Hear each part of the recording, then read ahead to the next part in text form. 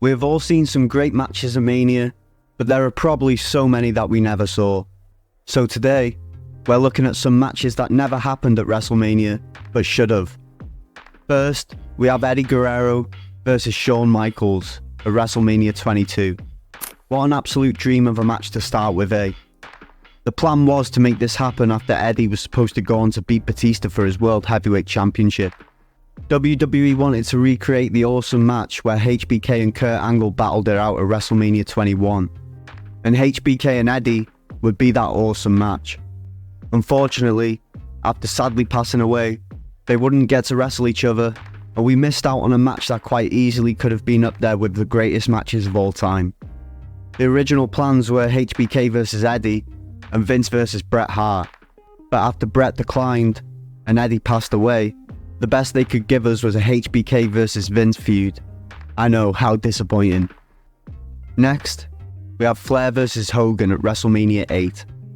These two huge names have wrestled each other in a couple of house shows and even in televised tag team matches with WCW and TNA.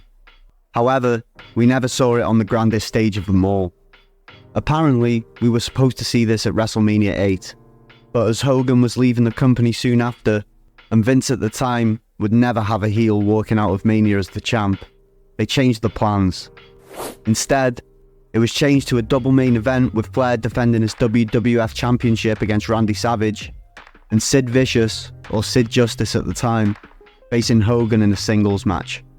Savage hit Flair with a roll-up to capture the championship, and in the final match of the night, Hogan would defeat Sid by DQ after Sid's manager Harvey Whippleman got involved, and this wasn't even the planned finish. Hogan was supposed to hit the leg drop on Sid and go for a pin, while Papa Shango, or better known as the Godfather, was supposed to run in and break up the pin, causing a DQ. However, he missed his cue, leading to Sid having to improvise kicking out of the pin. And after this, Sid and Papa Shango attacked Hogan until the Ultimate Warrior came to his rescue. Next up, we got Batista versus Orton at WrestleMania 22. Yes, this was also supposed to happen at WrestleMania 22, but as we spoke about earlier, the unfortunate passing of Eddie meant a lot of changes for this WrestleMania, and things got even worse when Batista got injured. Apparently, the plan was for Batista to go into Mania with the World Heavyweight Championship and face Randy Orton, who was just coming out of a rivalry with The Undertaker.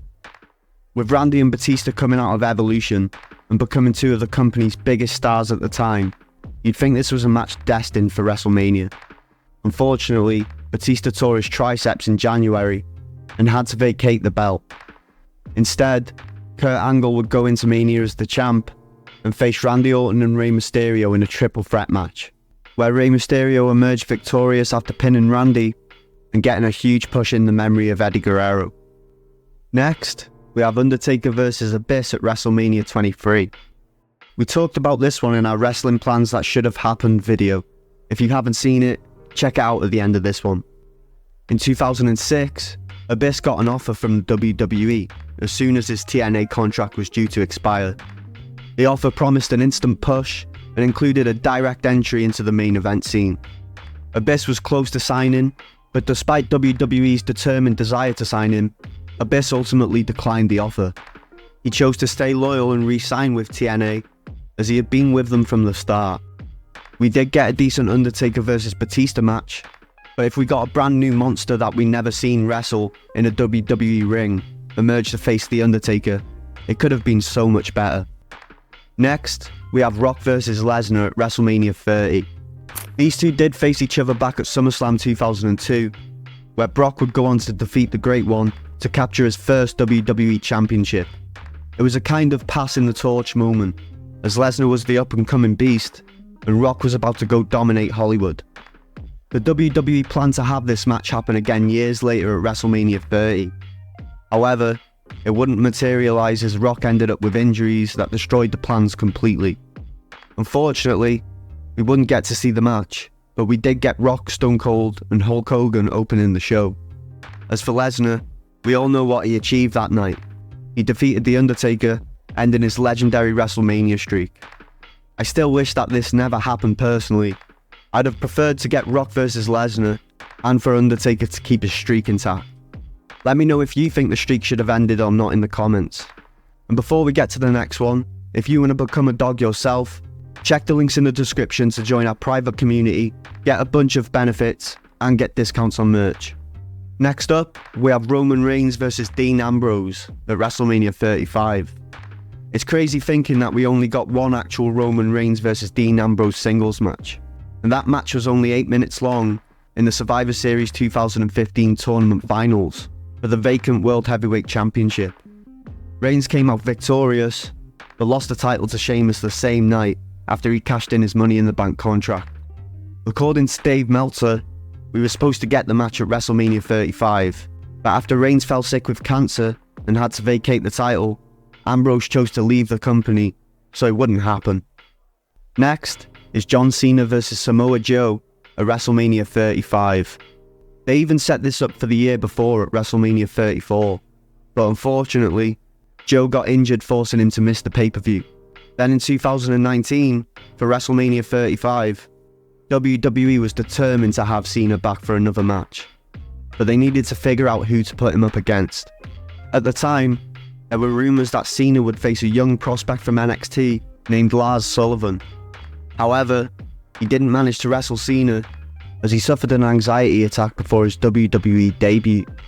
I'd probably have an anxiety attack if I thought I was facing Cena as well. So this meant that Sullivan had to give up that chance to someone else. Samoa Joe, who was the US champ at the time, looked like the best fit for the fans, especially after what happened the previous year. Once again, it wouldn't happen, and Cena ended up being in a segment with Elias instead. And Samoa Joe ended up defending the belt against Rey Mysterio in a disrespectful squash, due to having to cut the match short. Next we have Undertaker versus Sting at WrestleMania 27.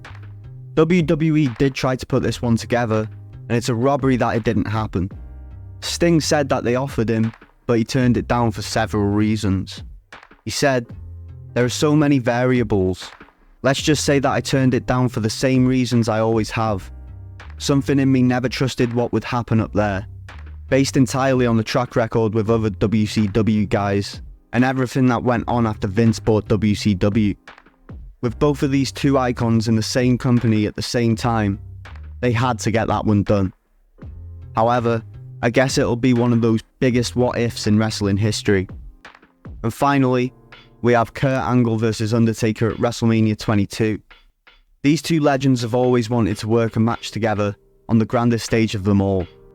We almost did get to see it at Mania in 2006, but we wouldn't, and ended up seeing an absolute classic at No Way Out instead, in what was probably one of the best matches that year.